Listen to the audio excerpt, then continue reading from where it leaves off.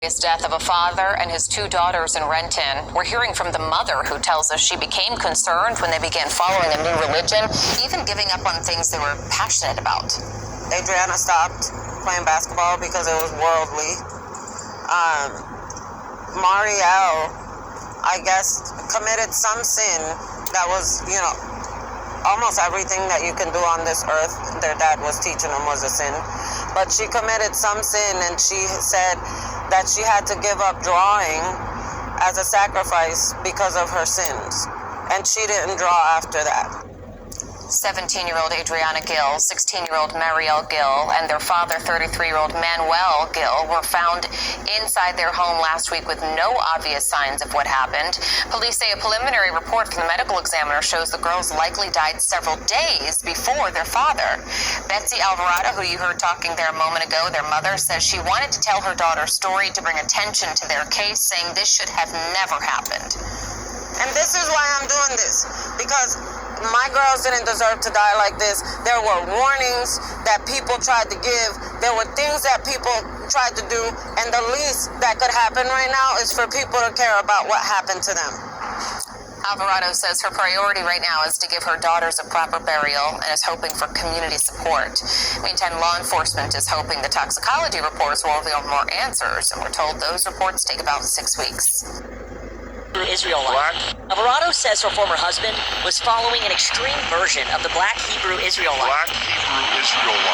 The mother of two teenage girls found dead inside their father's home is now laying out what she says led to their deaths. Now, the cause of death is still a mystery, but the girl's mother and stepfather suspect their extreme beliefs played a role in this. Now, they spoke only to Cairo 7's Andrew Scheinthal, and he joins us now live from Everett, where the girl's mother lives. And this is a really sad and strange story, Andrew. It certainly is. It's about 2 years ago or so when their mother says she started to realize her daughters started to take on their father's religious beliefs. At first, they didn't think much of it, but those beliefs started to become more and more extreme, and now she's wondering if that played a role in their death. This was the day that I was teaching her to drive. Betsy Alvarado can't help but smile when she thinks of her daughters, 17-year-old Adriana and 16-year-old Marielle. They were amazing. But all she has now are photos and memories. Last time we hung out was actually that picture.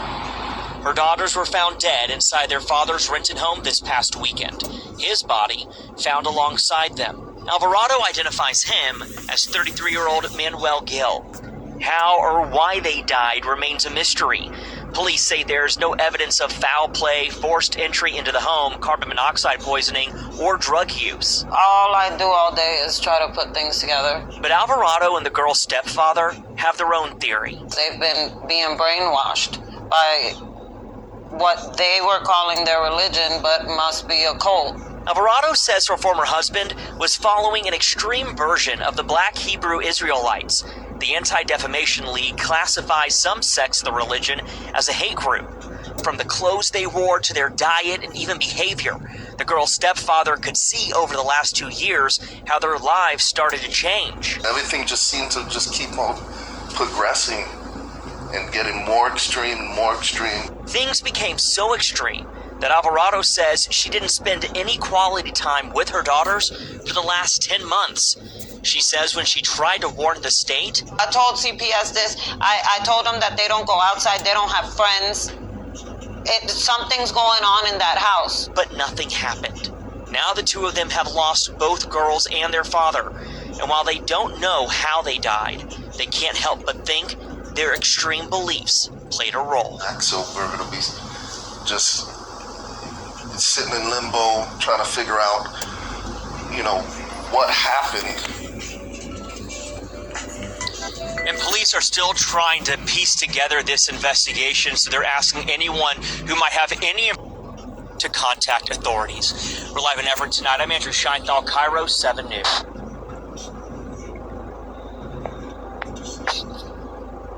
Shalom. I want to start off by giving all praises, honor, and glory to Yahweh, Bahashem, Yahweh Shai, Bahashem, Rakah, Kodash.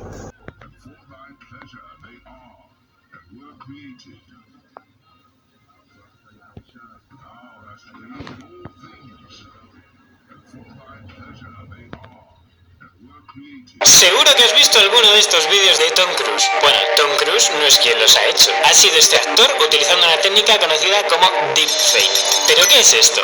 Un deepfake consiste en sustituir la cara de una persona por la de otra utilizando técnicas de inteligencia artificial. Y es posible lograr un nivel de realismo increíble. No podemos diferenciar si la persona de un vídeo es real o no. Por supuesto, esto trae grandes problemas. ¿Qué pasa si alguien quiere manipular lo que otra persona hizo o dijo? Cada vez deberías fiarte menos de lo que ves por internet y buscar la fuente de donde salió la información. ¿Qué más soluciones se te ocurren para que no nos engañen? Para mí una es fácil. Comparte este vídeo. Yeah, this is the book of 2 Corinthians chapter 10, verse 4. For the weapons of our warfare are not carnal, but mighty through the Most High, to the pulling down of strongholds. First and foremost,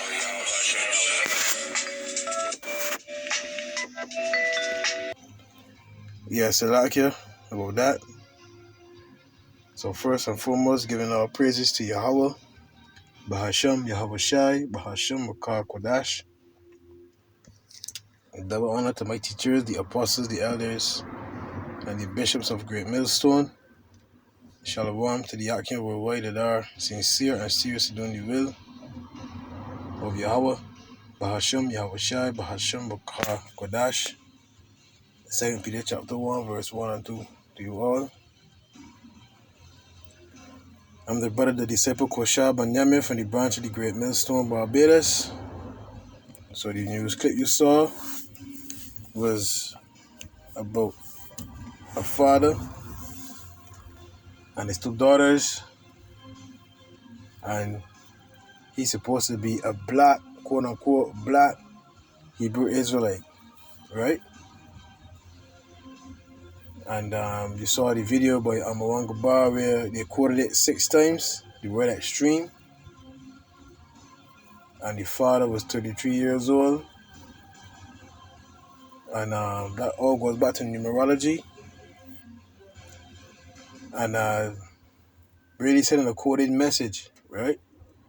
Now we see before you here is anybody that speaks Spanish that happen to see this video could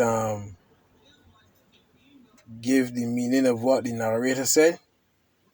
I would really appreciate it. But as you see here, they can take your face and place it on someone else's body, right? But showing you that Esau Edom, he's going to go all out to ensure that his kingdom remains. And if that means to demonize his brother, because remember the scripture says, the days of mourning for my father are at hand. Then shall I slay my brother Jacob. Is right? And he will pull out all the stops. Right? Revelation 12 and 10. And I heard a loud voice saying in heaven, now is come salvation and strength and the kingdom of our power and the power of his anointed one. For the accuser of our brethren is cast down, which accused them before our God day and night. So the accuser, I just want to get that word accuser.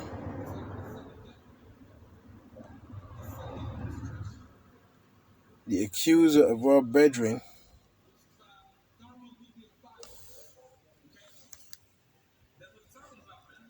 a person who claims that someone has committed an offense or done something wrong. Well, what does the Anti-Defamation League say about us? That we are an extremist group.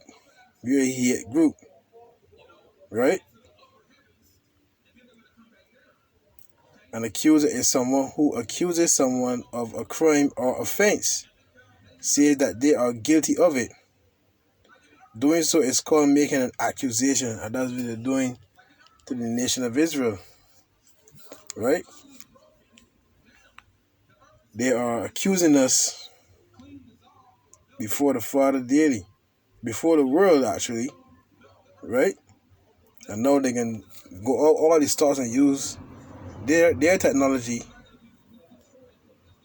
to do things like this. They already got something called blackface, where they would put on either a black suit, or they would paint their whole body in that color to make it look like it was a black man that robbed. You know what I mean? It was a black man that murdered. Like the young Edomite girl. It was a black man that ate the cookies. But really, it was she, a young Fanny. She was a young Fanny. You see? So this is what they're going to do. You see? But the scripture says that the ministry be not blamed. Now you got some groups there. You got some groups that was recently in a photo holding guns. Now how do you think that's going to look?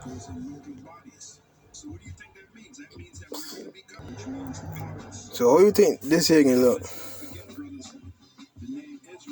You see? How do you think this can look? I mean, it's gonna say that the ministry. Let me get that precept, man. Right? So when you got outsiders see this kind of activity, they're gonna believe those news clips, man. Whoa. You see? You're supposed to be serving a living power, but you got AR-15s or whatever that is. I ain't too familiar with guns. And this fella here, he got on there's a whole bullet case around his torso. They're supposed to be serving a living power. 2 Corinthians 6 verse 3, giving no offense in anything, that the ministry be not blamed. This is not a good look. This is not a good look, boy. But again,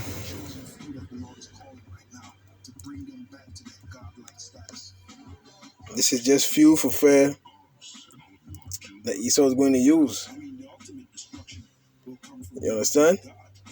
And what he's going to do? He's going to use deep fake technology, right? He's going to use deep fake technology.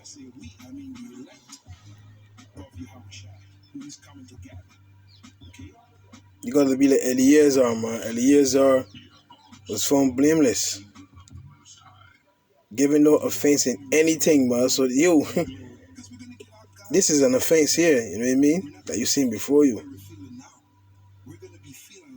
You see? That the ministry, so it's bigger than us. It's about the ministry. You're out there representing. We are out there representing Yahweh, Bahashem Yahweh Shai. You understand? Not yourself, be. We are there to uplift. We are there to be heralds unto the Lord, be. To usher in His kingdom. And you go there with ridiculous like this.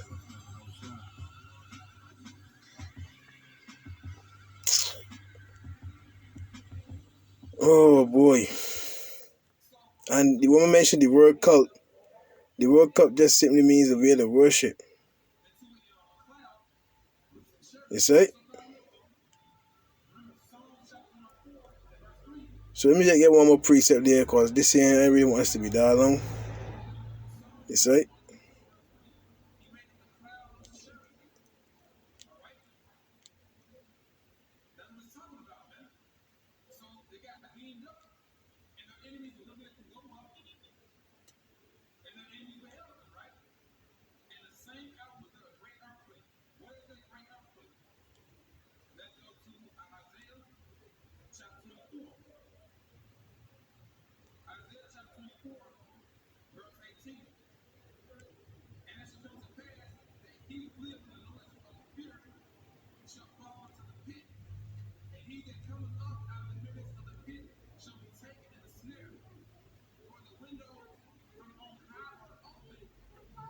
1 Corinthians 10:32.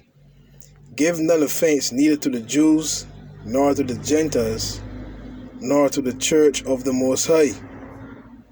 The Gentiles is Israelite foreigners. We are not supposed to give any offense at all. Even as I please all men in all things, not seeking my own profit, but the profit of many, that they may be saved. And this is, we saying here, this is not, like I said, this is not a good look. I know everybody did videos on this already, but, you know, I just want to tie in everything. As you see, the demonization is ramping up, and you got this kind of images out there. So people are going to see this image and say, wait. Oh, these got to be them black Hebrew Israelites, boy, look at them guns and God. Whoa.